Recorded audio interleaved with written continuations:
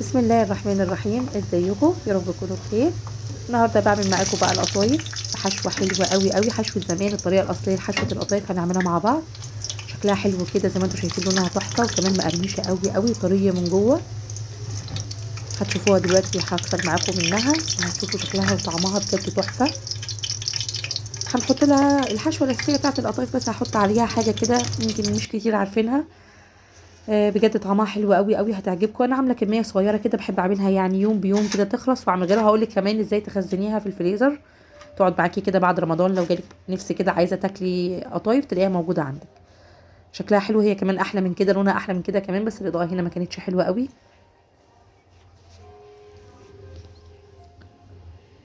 بجد تحفه، ريحتها بجد كانت وهم. بصوا بقى، انا هسمعكم صوتها دلوقتي كده وهي بتتكسر.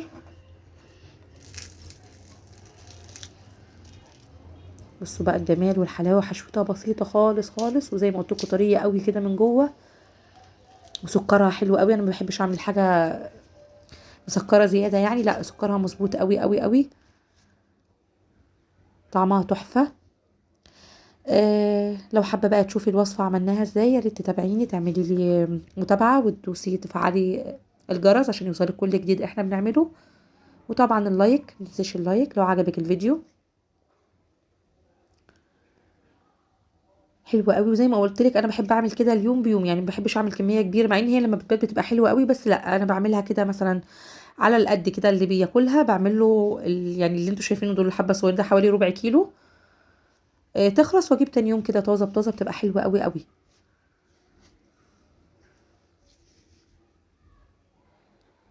يلا بينا بقى نسمي بسم الله ونشوف هنعمل القطايف الحلوه بتاعتنا دي ازاي. الحشوه معايا سكر سوداني، زبيب، وجوز هند. والحاجه بقى المكون الحلو قوي اللي هيديها طعم وريحه حلوه قوي، معلقه سمنه بقري. انا حاطه كميات كده صغيره زي ما انتم شايفين، بعملها كده بالسوداني زي ما قلت لكم. السوداني طبعا يبقى متكسر، وشويه سكر.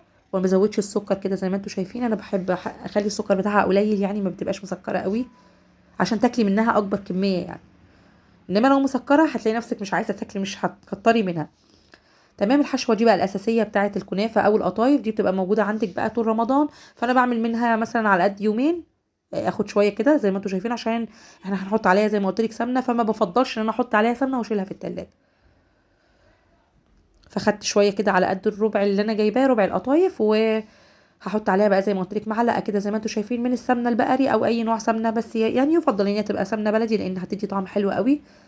التركايه دي بقى بتاعت الناس، يعني بتاعت الناس القديمه شويه يعني، ماما وقبل ماما كمان ستي او كده. فبتلاقيهم هما بيحطوا معلقه السمنه. يمكن كتير مننا ما يعرفهاش، معلقه السمنه دي بقى بتدي طعم حلو قوي للحشوه. يعني بتغيرها خالص يعني، غير اي كنافه قطايف بتعمليها غير كده يعني. هنفضل بقى نقلبها كويس كده لحد ما السمنه تختفي كده جوه الحشوه، وبعدين نجيب القطايف بتاعتنا ونحشيها بقى بالطريقه العاديه. انا برضو هنا ما بزودش الحشوه قوي كده زي ما انتم شايفين. بجد والله العظيم عايزه اقول لك هتاكلي منها مش هتشبعي، لان السكر بتاعها مش كتير. مش موضوع رجيم ولا اي حاجه، لان هو انتوا عارفين الحاجات المسكره دي يعني مش بتبقى حلو قوي ان احنا ناكل منها كتير. فالسكر بتاعها مظبوط قوي قوي زي ما انتوا شايفين يعني، كام معلقه مش كتير. وبعدين الحشوه كده مش كتير كمان جوه القطايف، فهتحسي بقى بطعم القطايف كمان وانتي بتاكليها. ممكن تحطي بدل السوداني بقى بندق او لوز اللي موجود عندك.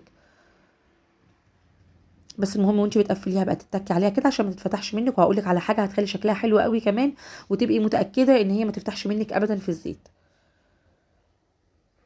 تمام. قفلناها كده عادي خالص زي ما انتوا شايفين اهوت. وتعالي بقى اقول لك على الخطوه الحلوه دي. جيبي بقى القطايف بتاعتك وجيبي شوكه واعملي بقى كده. بصوا الشكل هيبقى حلو قوي ازاي، وكمان هتبقي متاكده ان هي مش هتفتح منك ابدا يعني. بصوا بقى شكلها. وبعدين بالشوكه كده ممكن تعملي كده، بجد بيبقى شكلها حلو قوي قوي. زي ما انتوا شايفين بالشوكه كده تمشي عليها. هعمل معاكم كمان واحده بالشوكه كده اهوت، وتتكي عليها كويس. على فكره القطايف كمان ممكن تحشيها جبنه، بتبقى حلوه قوي. انا قبل كده عاملاها في فيديو قديم شويه. كنت حشيها قشطه، بتبقى حلوه قوي قوي قوي مع المكسرات كمان لو حابه تحطي. ممكن تحشيها لحمه مفرومه اللي هو العصاج. مش شرط يعني ان هي تبقى حلوه بس. بصوا بقى الشكل عامل ازاي، بخطوه بسيطه خالص كده، وتبقي متاكده ان هي عمرها ما هتفتح معاكي.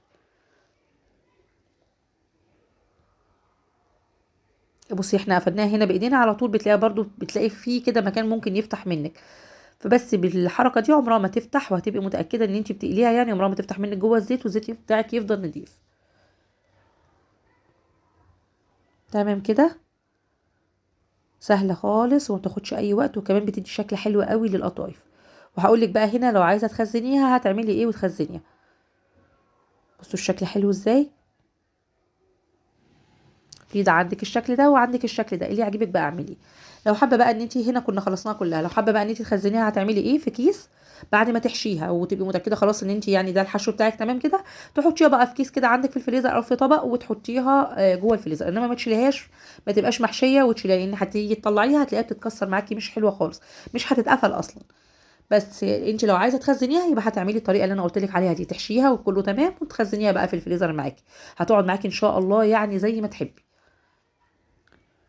تمام كده. بعدين جبت شويه زيت صغيرين كده زي ما انتم شايفين، مش مكترين الزيت، وعلى نار متوسطه مش نار عاليه عشان ما تتحرقش معاكي بسرعه وتبقاش حلوه. لا انا بحب اقليها كده على نار متوسطه عشان تاخد لون حلو كده من كل جنب يعني، وتبقى مقرمشه زي ما انتم شفتوا معايا، ومن جوه تبقى طريه وتحفه. مفيش حد بيتهيألي ما بيعرفش يعمل القطايف، بس كل واحد كده بيبقى عليه يعني طريقته. في ناس ما بتحبش تحط مكسرات، في ناس مثلا بتحب السكر كتير، فدي طريقتي بقى بصراحه في القطايف. وبجد والله العظيم وحياة ربنا ما فيش حد بياكلها عندي غير لما بيسالني لا انت عاملاها ازاي، يعني حاطه فيها ايه، في لان في زي ما قلت لك في ناس كتير ما تعرفش معلقه السمنه اللي بتحطيها في الحشو، وكمان زي ما قلت لك السكر اللي مش كتير بيخلي طعمها احلى واحلى. وزي ما انتم شايفين لونها تحفه، لان احنا مسوينها على نار هاديه، نار متوسطه كده مش عاليه، فاستوت بقى وخدت راحتها في التسويه، تطلع مقرمشه بقى معاكي وتحفه قوي قوي قوي. هي لونها حلو قوي بجد والله، بس هي الاضاءه هنا بجد زي ما انتم شايفينها انا مطلعاها من النار، لونها تحفه يعني، بس هنا الاضاءه ما كانتش حلوه قوي. تمام كده زي ما انتم شفتوا بقى خطواتها سهله وبسيطه، وطبعا ما فيش حد بيستغنى عن القطايف والكنافه في رمضان، فجربيها بقى بالطريقه دي بجد هتعجبك قوي قوي والله العظيم، هتدعي لي يعني.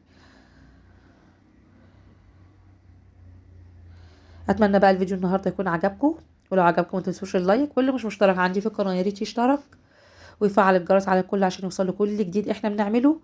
ويلا بقى جربوها وان شاء الله هتعجبكم، وبألف هنا وشفا عليكم.